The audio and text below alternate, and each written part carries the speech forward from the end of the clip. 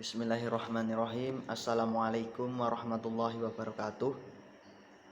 Mohon izin memperkenalkan diri. Perkenalkan, nama saya Fajri Agung Rohmadi dengan nomor NPM 2020010067, Program Studi Ilmu Hukum Universitas Islam Badik Surakarta. Di sini saya akan mempresentasikan seminar proposal saya yang berjudul Analisis Yuridis Pelaksanaan Pendaftaran Perubahan Hak Atas Tanah dari Hak Guna Bangunan menjadi Hak Milik, Studi di Kantor Pertanahan Kota Surakarta.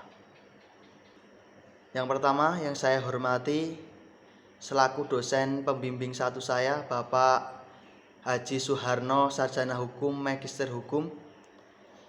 Yang kedua, selaku dosen pembimbing dua saya, Bapak Dr. Andes Haji Ismianto, Sarjana Hukum, Magister Hukum. Langsung saja, yang pertama adalah latar belakang masalah. Berdasarkan ketentuan, tanah merupakan suatu permasalahan yang sangat penting dalam kehidupan masyarakat saat ini. Kebutuhan akan tanah semakin meningkat seiring berjalannya waktu dan seiring dengan bertambahnya jumlah penduduk. Sehingga siapapun yang mempunyai hak atas tanah memerlukan kepastian hukum mengenai tanah. Dapat dilihat bahwa proses munculnya hak atas tanah berlangsung secara evolusioner yang ditandai dengan adanya keterbatasan yang erat antara manusia selama penggunaan tanah secara terus-menerus dalam jangka waktu tertentu. Penguasaan hak atas tanah bersifat pribadi dapat diberikan dengan hak atas tanah sebagai yang tercantum dalam pasal 16 UU PA atau Undang-Undang Pokok Agraria.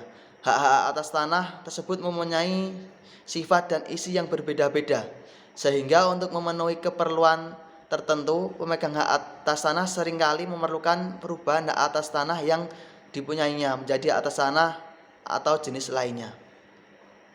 Berdasarkan ketentuan pasal 35 ayat 1 UU PA, yaitu hak guna bangunan adalah hak untuk mendirikan dan mempunyai bangunan-bangunan atas tanah yang mempunyai miliknya sendiri dengan jangka waktu paling lama 30 tahun. Dari masa berlaku tersebut, hak guna bangunan dapat diperpanjang masa berlakunya seperti yang tertuang dalam pasal 35 ayat 2 UU PA.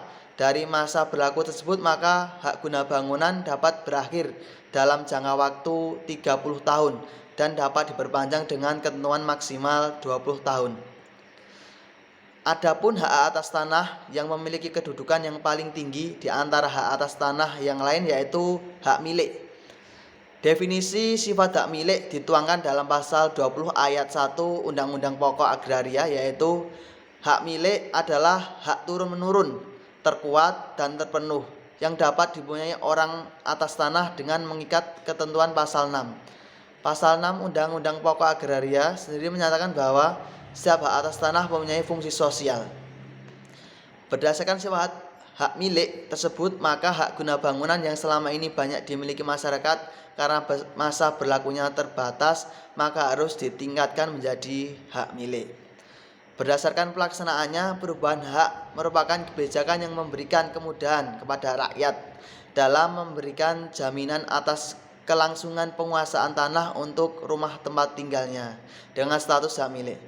Dalam rangka pelaksanaan kebijaksanaan tersebut dan sebagai wujud percepatan pelayanan pertanahan, maka diterbitkan Keputusan Menteri Negara Agraria atau Kepala Badan Pertanahan Nasional Nomor 6 Tahun 1998 tentang pemberian hak milik atas tanah untuk rumah tinggal. Keputusan tersebut bertujuan untuk memberikan jaminan kepada hukum dan perlindungan hukum kepada perorangan warga negara Indonesia mengenai kelangsungan hak atas tanahnya, terutama yang digunakan untuk rumah tinggal. Selanjutnya adalah rumusan masalah. Rumusan masalah yang pertama yaitu bagaimana pelaksanaan pendaftaran perubahan hak atas tanah dari hak guna bangunan menjadi hak milik di Kota Surakarta. Yang kedua, apa sajakah permasalahan atau kendala yang ditemukan dalam pelaksanaan pendaftaran perubahan hak atas tanah dari hak guna bangunan menjadi hak milik. Selanjutnya, tujuan penelitian. Tujuan penelitian yang pertama yaitu untuk mengetahui bagaimana pelaksanaan pendaftaran perubahan hak atas tanah dari hak guna bangunan menjadi hak milik di Kota Surakarta.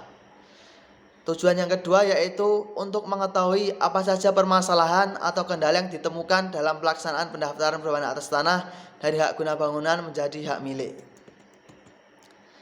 Dan yang selanjutnya adalah manfaat penelitian. Manfaat penelitian yang pertama yaitu manfaat teoritis. Hasil penelitian ini diharapkan dapat memberikan sumbangsih pemikiran, ide, serta wawasan bagi pengembangan ilmu pengetahuan di bidang ilmu hukum pada umumnya. Hasil penelitian ini diharapkan dapat dipakai sebagai bahan acuan, pedoman, atau landasan teori hukum terutama yang menyangkut masalah pertanahan pada perubahan atas tanah dan dapat dipakai sebagai bahan acuan bagi penelitian hukum yang sejenis berikutnya. Manfaat yang kedua adalah manfaat praktis.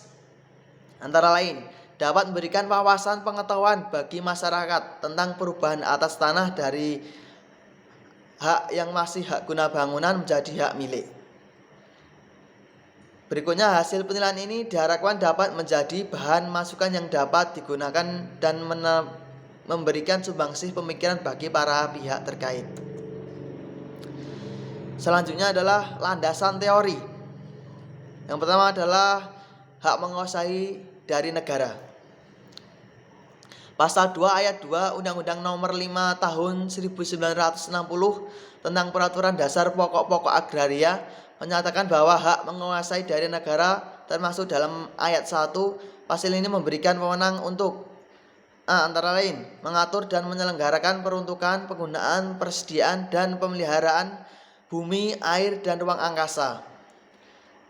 B. Menentukan dan mengatur hubungan-hubungan hukum antara orang-orang dengan bumi, air, dan ruang angkasa. C. Menentukan dan mengatur hubungan-hubungan hukum antara orang-orang dan perbuatan-perbuatan hukum yang mengenai bumi, air, dan ruang angkasa. Kewenangan yang bersumber dari hak menguasai negara ini merupakan kewenangan yang digunakan untuk mencapai sebesar-besarnya kemakmuran rakyat. Pasal 16 ayat 1 Undang-Undang Pokok Agraria. Untuk lebih jelasnya dapat dilihat macam-macam hak atas tanah sebagai berikut. Yang pertama hak milik, hak guna usaha, hak guna bangunan, hak pakai, hak sewa, hak membuka tanah, hak memungut hasil hutan. Yang terakhir hak-hak lain yang tidak termasuk dalam hak-hak tersebut di atas yang akan ditetapkan dengan undang-undang setelah hak-hak sifatnya sementara sebagaimana disebutkan dalam pasal 53. Penggunaan tanah harus disesuaikan dengan keadaan dan sifat dari hak atas tanah tersebut sehingga bermanfaat bagi kesejahteraan dan kebahagiaan yang mempunyai tanah maupun masyarakat dan negara. Landasan yang berikutnya, pengertian hak milik dan hak guna bangunan atas tanah. Yang pertama hak milik. Hak milik adalah hak turun-temurun, terkuat dan terpenuh yang dapat dipunyai orang atas tanah dengan memberikan kewenangan untuk menggunakannya bagi segala macam keperluan selama waktu yang tidak terbatas. Turun-temurun adalah hak milik tidak hanya berlangsung selama hidup si pemilik, akan tetapi dapat dilanjutkan oleh para ahli warisnya. Terkuat adalah hak milik yang jangka waktunya tidak terbatas, terdaftar dan punya tanda bukti. Terpenuh adalah memberikan kepada pemilik kewenangan yang luas, bisa merupakan tanda bukti induk dari hak-hak lain, tidak berpihak pada hak lain, peruntukannya tidak terbatas. Hak milik atas tanah yang dimaksud dalam ayat 1 Undang-Undang Pokok Agraria memberikan wewenang untuk menggunakan tanah yang bersangkutan dan digunakan untuk kepentingan yang berhubungan langsung dengan penggunaan tanah dalam batas-batas menurut undang-undang dan peraturan-peraturan hukum yang berlaku. Subjek hak milik berdasarkan pada Undang-Undang Pokok Agraria pasal 21 subjek hak milik sebagai berikut. Yang pertama, warga negara Indonesia. Yang kedua, badan hukum yang ditunjuk oleh pemerintah sesuai pasal PP nomor 38 tahun 1963. Yang ketiga, orang asing yang sesudah berlakunya undang-undang ini memperoleh hak milik karena pewarisan tanpa wasiat atau percampuran harta karena perkawinan. Demikian pula warga negara Indonesia yang mempunyai hak milik dan telah berlakunya undang-undang ini kehilangan kewarganegaraannya wajib melepaskan hak itu di dalam jangka waktu 1 tahun sejak diperoleh hak tersebut atau hilangnya kewarganegaraan itu. Yang keempat adalah selama seorang di samping warga negara Indonesia mempunyai kewarganegaraan asing, maka ia tidak dapat mempunyai tanah dengan hak milik dan baginya berlaku ketentuan nomor 3. Hak guna bangunan. Hak guna bangunan adalah hak untuk mendirikan dan mempunyai bangunan-bangunan atas tanah yang bukan miliknya sendiri dengan jangka waktu paling lama 30 tahun atas tanah pemerintahan pemegang hak dan mengingat keperluan serta keadaan bangunan-bangunannya. Jangka waktu tersebut dapat diperpanjang dengan waktu paling lama 20 tahun. Kewajiban pemegang hak guna bangunan. Yang pertama, membayar uang pemasukan yang jumlah dan cara pembayarannya ditetapkan oleh pembayaran hak. Yang kedua, menggunakan tanah sesuai dengan peruntukannya dan persyaratan sebagai telah ditetapkan dalam keputusan dan pemberiannya. Yang ketiga, memelihara dengan baik tanah dan bangunan yang ada di atasnya serta menjaga kelestarian hidup. Yang keempat, menyerahkan kembali tanah yang diberikan oleh negara kepada hak pengelola dan hak milik sesudah hak guna bangunan tersebut habis atau jangka waktunya berakhir. Yang kelima, menyerahkan sertifikat hak guna bangunan yang telah hapus kepada kantor pertanahan. Selanjutnya adalah hapusnya hak guna bangunan sesuai Undang-Undang Pokok Agraria Pasal 40. Yang pertama, jangka waktunya berakhir. Yang kedua, dihentikan sebelum jangka waktu hak guna bangunan berakhir karena salah satu syarat tidak terpenuhi. Yang ketiga, dilepaskan oleh pemegang haknya sebelum jangka waktu berakhir. Yang keempat, diterlantarkan.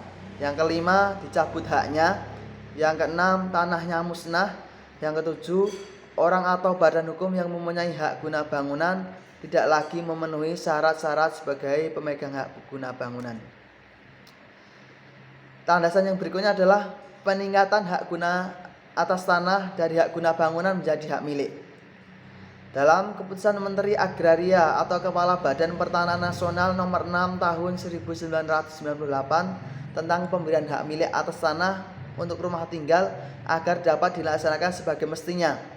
Peningkatan hak atas tanah karena hak milik adalah merupakan hak yang terkuat di antara hak-hak atas tanah lainnya, sehingga pemberian hak milik dari hak guna bangunan diartikan sebagai peningkatan hak yang dilakukan dengan mendaftarkan haknya pada kantor pertanahan. Yang kedua, apabila hak guna bangunan dan atau hak pakai di atas hak pengelolaan, maka diperlukan izin dari pemegang hak pengelolaan. Jangka waktu yang diperlukan adalah 20 hari sejak permohonan pendaftaran itu diajukan. Yang ketiga, hak milik atas tanah diberikan untuk tanah yang digunakan untuk rumah tinggal, sebagaimana rumah tinggal menurut ketentuan yang diatur oleh Menteri Agraria atau Kepala Badan Pertanahan Nasional melalui Surat Edaran tanggal 18 Februari tahun 1990 nomor 500 sampai 3460 tentang pertanahan. Landasan yang berikutnya adalah pendaftaran perubahan hak guna bangunan menjadi hak milik. Berdasarkan keputusan Menteri Negara Agraria atau Kepala Badan Pertanahan Nasional nomor 6 tahun 1998 tentang pemberian hak milik atas tanah yang dapat diperoleh oleh anggota masyarakat dengan cara mengajukan permohonan pendaftaran tanah dari hak guna bangunan menjadi hak milik atas bidang tanah kepada kantor pertanahan yang meliputi letak tanah dan bangunan yang akan dimohon menjadi hak milik. Dalam pemeriksaan permohonan pendaftaran tanah, kantor pertanahan Kota Surakarta mengacu kepada keputusan Menteri Agraria atau Kepala Badan Pertanahan Nasional nomor 6 tahun 1998 sebagai berikut. Yang pertama, data yuridis dan data fisik tanah yang didaftarkan hak milik diperiksa dengan melihat sertifikat hak guna bangunan atas tanah yang bersangkutan. Untuk keperluan ini tidak perlu dilakukan pengukuran ulang, pemeriksaan tanah atau pemeriksaan lapangan lainnya maupun dokumentasi dari instansi. Yang kedua, penggunaan tanah untuk rumah tinggal diperiksa dengan melihat izin mendirikan bangunan atau sering disingkat dengan IMB yang menyebut untuk penggunaan bangunan tersebut. Dalam hal ini, izin mendirikan bangunan atau IMB tidak pernah atau belum pernah dikeluarkan oleh instansi yang berwenang. Maka diperlukan surat keterangan dari kepala desa atau kelurahan bahwa benar bangunan yang berdiri di atas tanah tersebut digunakan sebagai rumah tinggal. Yang ketiga, identitas pemohon diperiksa dari KTP atau paspor yang bersangkutan. Kepada pemohon yang mengacu pendaftaran tanah dari hak guna bangunan menjadi hak milik harus memenuhi syarat-syarat sesuai Peraturan Kepala Badan Pertanahan Nasional Nomor 1 Tahun 2010 sebagai berikut. Formulir permohonan yang sudah diisi dan ditandatangani pemohon atau kuasa di atas materai cukup. Surat kuasa apabila dikuasakan, fotokopi identitas pemohon KTP KK, dan kuasa apabila dikuasakan yang telah dicocokkan dengan aslinya atau oleh petugas loket. Surat persetujuan dari kreditur jika dibebani hak tanggungan. Fotokopi SPPT BBB tahun berjalan yang telah dicocokkan dengan aslinya oleh petugas loket. Sertifikat hak guna bangunan, IMB atau surat keterangan kepala desa atau lurah bagi perubahan hak guna bangunan menjadi hak milik untuk rumah tinggal dengan luas sampai dengan 600 meter persegi. Yang terakhir, membayar uang pemasukan kepada negara. Dan yang selanjutnya adalah metode penelitian. Yang pertama, jenis penelitian. Metode pendekatan empiris, artinya penelitian dengan melihat suatu kenyataan hukum di masyarakat. Penelitian hukum empiris merupakan penelitian berkarakteristik non-doktrinal yang dilakukan melalui penelitian lapang. Dalam penelitian ini dikumpulkan data yang kemudian diolah sesuai dengan teknik analisis yang dipakai, yang dituangkan dalam bentuk deskriptif guna memperoleh keadaan sebenarnya dari hukum sebagai kenyataan sosial. Metode berikutnya adalah sifat penelitian. Dilihat dari segi sifatnya, penelitian ini adalah penelitian deskriptif, artinya penelitian yang menggambarkan objek tertentu dan menjelaskan hal-hal yang terkait dengan atau melukiskan secara sistematis fakta-fakta atau karakteristik populasi tertentu dalam bidang tertentu secara faktual dan cermat. Berikutnya adalah lokasi penelitian. Lokasi yang akan saya tempati untuk melakukan penelitian adalah pada kantor Agraria dan Tata Ruang Badan Pertanahan Nasional Kota Surakarta. Jenis data. Yang pertama, jenis data primer. Data primer adalah data yang diperoleh dari pihak yang terlibat dengan objek penelitian. Pengumpulan data di lapangan yang dilakukan oleh peneliti dengan cara wawancara. Yang kedua, data sekunder. Pengumpulan data yang diperoleh melalui studi kepustakaan dilakukan dengan cara mempelajari dan mengumpulkan data yang berhubungan dengan objek penelitian. Sumber data primer. Sumber data primer diperoleh dari Badan Pertanahan Nasional Kota Surakarta. Sumber data primer Undang-Undang Nomor 5 Tahun 1960, Peraturan Pemerintah Nomor 24 Tahun 1997, Peraturan Pemerintah Nomor 6 Tahun 1998, Peraturan Pemerintah Nomor 24 Tahun 2016. Yang terakhir, peraturan perundang-undangan lainnya, khusus yang terkait dengan pelaksanaan pendaftaran tanah. Yang selanjutnya adalah sistematika penulisan. Bab 1, pendahuluan, antara lain latar belakang, perumusan masalah, tujuan penelitian, manfaat penelitian, metode penelitian, metode pengumpulan data, metode analisis data, serta sistematika penulisan. Bab kedua adalah landasan teori. Landasan teori yang pertama adalah hak menguasai dari negara. Yang kedua, pengertian hak milik dan hak guna bangunan atas tanah. Yang ketiga, peningkatan hak atas tanah dari hak guna bangunan menjadi hak milik. Yang keempat, pendaftaran perubahan hak guna bangunan menjadi hak milik. Bab ketiga adalah deskripsi kantor pertanahan Kota Surakarta. Yang pertama, lokasi kantor pertanahan. Yang kedua, tugas dan fungsi sosial kantor pertanahan Kota Surakarta. Yang ketiga, susunan keorganisasian kantor pertanahan Kota Surakarta. Bab keempat adalah pembahasan. Pembahasan yang pertama adalah proses pelaksanaan pendaftaran perubahan hak atas tanah guna bangunan menjadi hak milik di kantor pertanahan Kota Surakarta. Yang kedua adalah permasalahan atau kendala dalam pelaksanaan pendaftaran perubahan hak guna bangunan menjadi hak milik di Kantor Pertanahan Kota Surakarta. Bab kelima adalah penutup. Yang pertama berisi kesimpulan, yang kedua berisi saran. Selanjutnya diikuti oleh daftar pustaka, dan terakhir adalah lampiran. Cukup sekian presentasi dari saya. Apabila banyak kesalahan dan kekurangan, mohon maaf sebesar-besarnya.